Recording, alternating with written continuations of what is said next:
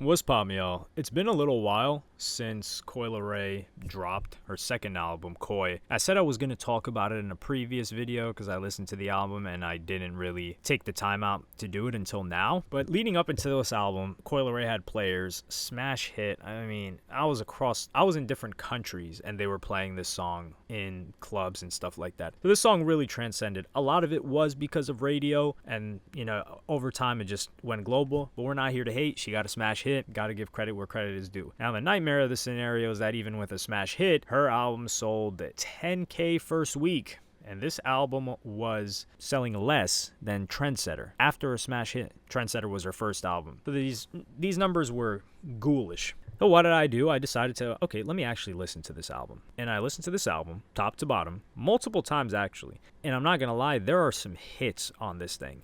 Like this album, there's good music on here. It's like pop music, kind of, but it is good music. However, there's a problem with it. Number one, pretty much everything on here is sampled. Like, this is all just redone previous hits. So the question goes back, the theme of our saga with Leray, which has been going on, I don't know how long now, is whoever is bankrolling her has an endless bag. Like, you don't want to go band for band with this guy or this woman. It just never ends, because to get all these samples cleared, to put all this stuff out, and to bankroll Leray's career as she was failing for several years is, you've really, really got to believe. Now, some people are saying, oh, she's bigger than ever now. Some people is her, after she recently had some choice words, we'll put it that way, for Lotto and Trippie Redd on some of her new music. I took a look at this album, and the reason why, I thought it had good stuff on it, it just didn't represent anything. We still don't know what the hell Leray is. Now, she worked with a producer on this album by the name of Johnny Goldstein. This guy was pretty much the main producer on here. He was on at least 70%, probably at least, I think there was maybe one or two tracks that he didn't produce on. Like, his hands were all over this, and this is mainly a pop producer. He's dropped many, many hits in the past. However, he wasn't working with Leray prior. So Trendsetter, he wasn't working with Leray for that one. She had different producers on Trendsetter. For that one, it was kind of like a collection of different producers. I don't even think he worked with her at all on Trendsetter. He did produce Players, and what it seems like this album is just, hey, we had Players as a smash hit. Let's try to recreate that by dropping a collage of different songs that try to be Trendsetter, which is perplexing to me because I think they're reshaping Leray to be like a Dua Lipa or one of these really, really, really big pop stars that their existence is just hit after hit. It's like, hey, we just wrote you up this hit. We got you with this really big pop producer. Maybe we took a sample. Maybe we didn't. We're going to put a big radio budget behind this. We're going to put a lot of money behind it. And it's going to be the song that's going to carry your career for another year and a half. You're going to drop an album. Nobody's really going to care about the album. I mean, Dua Lipa and them aren't selling this low, but they are selling relatively low in comparison to how big their singles are and their brands are. So I think that's the plan that they have with Leray, because some of these songs, I think they could have been hit. Like, for example, Get Loud, that song hits. Not going to lie. A lot of these songs really do hit if you just take the time to listen to the album. But the way Leray was kind of hyping up this album was like we would get to know Leray. We didn't get to know anything. This album was really soulless. Zero soul whatsoever. And it's kind of like Leray's cosplaying as some sort of character or caricature that's super confident when we know she struggled with a lot of things. We don't hear about any of that on this album, at least from what I paid attention to. Maybe I didn't look into her lyrics long enough.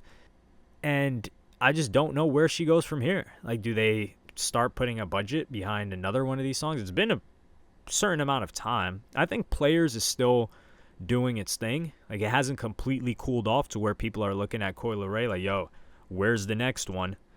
So there's maybe I would say she's got until the end of the year, and then top of the next year, we're looking like, yo, Leray, where you been at? You either got to drop another hit, Come on, let's be real here. I was going to say the other option is she drops a really good tape, EP, or album, but that doesn't seem to be the case.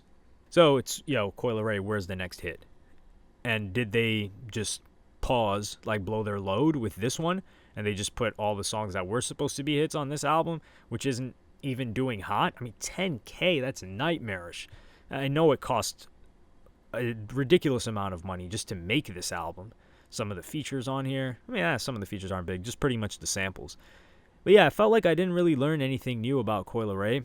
It sounded good, but there was no depth to it whatsoever, no personality to it, and I just don't know if Coi Leray has decided to take a different turn, or if maybe her team is like, hey, you got to move in this direction. We've let you cook enough, and it's still been uncooked, or it's been burnt at times. So let us take the reins, and we'll get you to the promised land, which they did with players.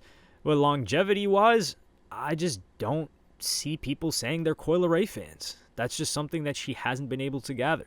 There are people that are Lotto fans. There are people that... Dude, Sexy Red has more fans than Coi Leray. Like, actual, genuine fans. Maybe more people have heard players, but when have you met anybody, like girl or boy, that says, like, who are you a fan of? Who are, like, the top 3, 4, 5 artists that you listen to? And someone says Coi Leray. When has that ever happened? I guarantee you that's probably never happened anywhere on God's green earth. And that's a problem. People will say that about Ice Spice. People will say that about Sexy Red, two people which have came into the game after Coi Leray. People will say that about, who else? Lotto, who Coi Leray has kind of like talked to. They will say that about Flo Milli. They will say that about tons of other people. But Coi Leray just doesn't fall there. And I think part of the reason is, number one, she doesn't have a body of work where people can be like, yo, this is Coi Leray, and we really mess with this. Maybe she fumbled the opportunity with Trendsetter, although I think some people were saying Trendsetter was pretty good. I don't even remember if I listened to Trendsetter. That's how long ago it was. So yeah, I'm not going to say anything about it since I don't remember exactly. I think I did listen to it, but I don't remember what I listened to, man. My memory doesn't work like that. I know I didn't listen to it a lot after. So I don't know what Coi Leray has to do, to be honest. And that's a scary position to be in. I think she'll be fine just because the machine is propping her, but I guess we'll see from here. Let me know if you guys listened to the album, what you thought about it. If you haven't, check it out. It's not a lot of runtime. I think it's maybe 36, 37 minutes, or at least like listen to the first 8 songs. It's like 18 minutes and then come back and drop a comment. I really want to see other people's thoughts on this. If you did, or if you are a Coi Leray listener, like let's say you listened to the first album and you remember what you listened to, and you listen to this album, what are like kind of like differences? Did you like this one more, less, and why? I really want to get into the root of this discussion. Like and subscribe and hit the notification bell if you enjoyed. Follow me on Twitter and Instagram. Thank you for watching. Peace.